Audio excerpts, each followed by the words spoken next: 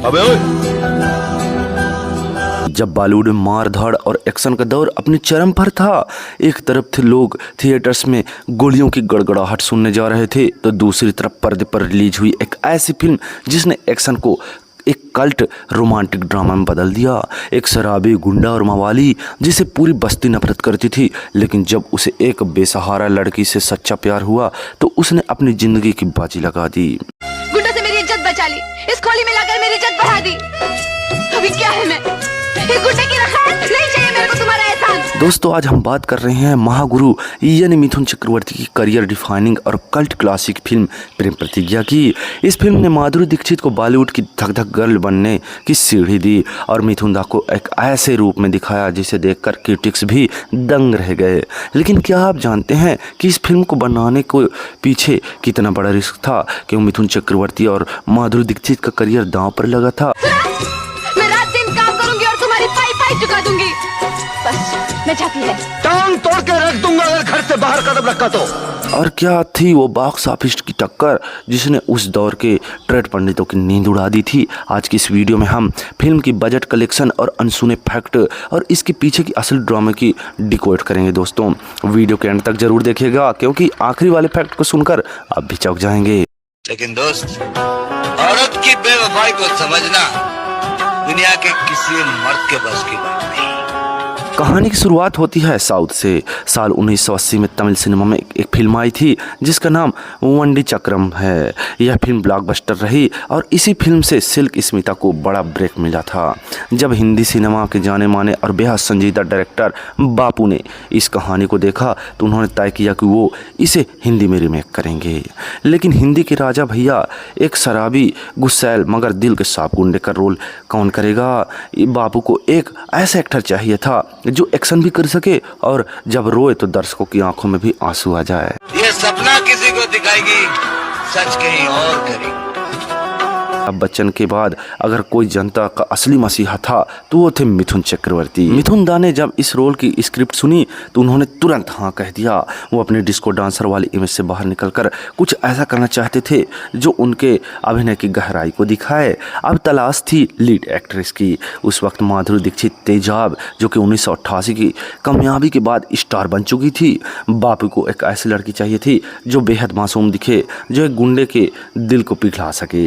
इश्क किसी से, शादी किसी से, सिंदूर किसी का, साड़ी।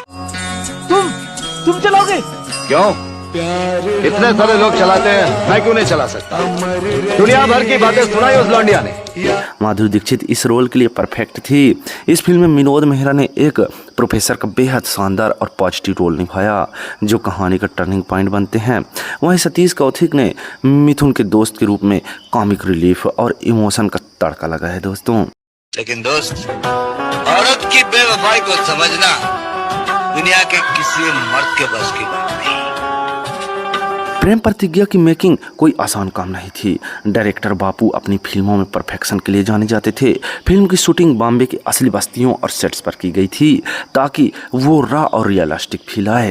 मिथुन चक्रवर्ती को एक शराबी और मवाली का किरदार निभाना था। सेट पर मौजूद लोग बताते हैं कि मिथुन दा ने इस रोल के लिए अपने लुक और बहुत काम किया था। दोस्तों, थे आंखों में भारीपन लाते थे और एक शराबी की तरह आंखों में अपना भारीपन दिखाते थे। दोस्तों, फिल्म की मेकिंग के दौरान सबसे ज़्यादा ध्यान इसके डायलॉग और सिचुएशन पर दिया गया। जैनेंद्र जैन ने इसके डायलॉग लिखे थे जो सीधे दिल पर वार करते थे, खासकर वो सीन जब माधुरी दीक्षित का किरदार मिथुन के किरदार को सुधारने की कसम देता है। यही फिल्म का टाइटल प्रेम प्रतिज्ञा बनता है। दोस्तों, आराम का खाते, मेहनत नहीं कर सकता, हाँ? साली छटाक भर की छोकरी और जबान 1.5 गज। मेरे ख्वाबों की शूटिंग के वक्त पूरी यूनिट माधुरी और मिथुन की ऑन स्क्रीन केमिस्ट्री देखकर समझ गई थी कि यह फिल्म सिर्फ एक मामूली मसाला फिल्म नहीं बल्कि एक मास्टर फिल्म बनने जा रही है। अब चलिए बात करते हैं उस हिस्से की जिसके बारे में आप सब जानने के लिए बेताब हैं, यानी फिल्म का बजट, इसका कलेक्शन और बॉक्स ऑफिस की वो जंग। साल 1998 में जब यह फिल्म रिलीज होने वाली थी तब माहौल बहुत गर्म था। आइए एक नज़र डालते हैं इसके बजट और कमाई के आंकड़े। महंगाई दर को जोड़कर देखा जाए तो यह कलेक्शन आसानी 70-80 करोड़ के बराबर बैठता है। लेकिन रुकिए, ये राह इतनी आसान नहीं थी। मई 1989 में जब प्रेम प्रतिज्ञा थिएटर्स में आई, इसका मुकाबला किसी छोटे मोटे स्टार से नहीं था।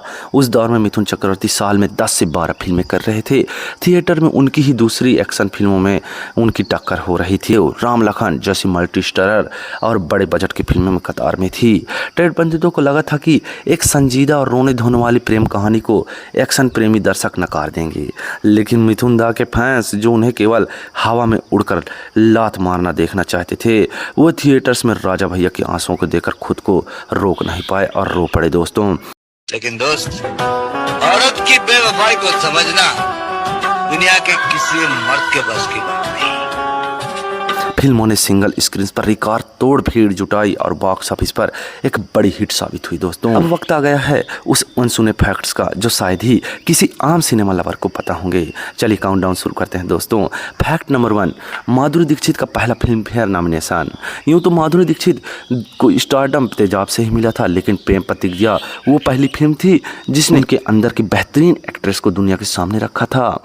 इसी फिल्म में लक्ष्मी के किरदार के लिए माधुरी दीक्षित को उनके करियर का पहला फिल्म फेयर का बेस्ट एक्ट्रेस कि वो अवार्ड नहीं जीत पाई, लेकिन इस फिल्म ने उन्हें गंभीर अभिनेत्रियों की लीग में खड़ा कर दिया था। फैक्ट नंबर 2, किशोर कुमार का आखिरी दौर का गाना। इस फिल्म का संगीत बप्पी लहरी ने दिया था।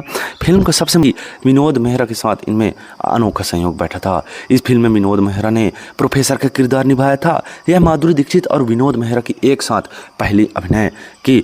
मिथुन के जो किरदार हिंदी में रंजीत या अन्य गुंडों के इर्द गिर्द घूमता था, वहाँ साउथ के सेंसेक्स सिल्क स्मिता ने एक बेहद बोल्ड रोल प्ले किया था दोस्तों। हिंदी रीमेक बनाते समय बापू ने उत्तर भारतीय दर्शकों के मिजाज के हिसाब से कहानी में थोड़े बदलाव किए और इमोशनल ड्रामा को ज़्यादा था। प्रतिज्ञा अब सिर्फ एक फिल्म नहीं है, बल्कि यह इस बात का सबूत है कि जब बॉलीवुड का सबसे बड़ा एक्शन स्टार अपने अंदर की असली एक्टर को जगाता है तो इतिहास बनता है। इस फिल्म ने दिखाया कि प्यार में कितनी ताकत होती है। यह एक गिरते हुए इंसान को भी मसीहा बना सकता है।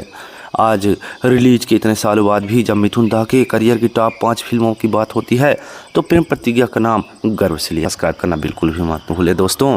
मिलते हैं आपसे अगले वीडियो में किसी और ऐसे ही कल्ट क्लासिक फिल्म की अनकही कहानी के साथ। तब तक के लिए अलविदा। जय हिंद दोस्तों।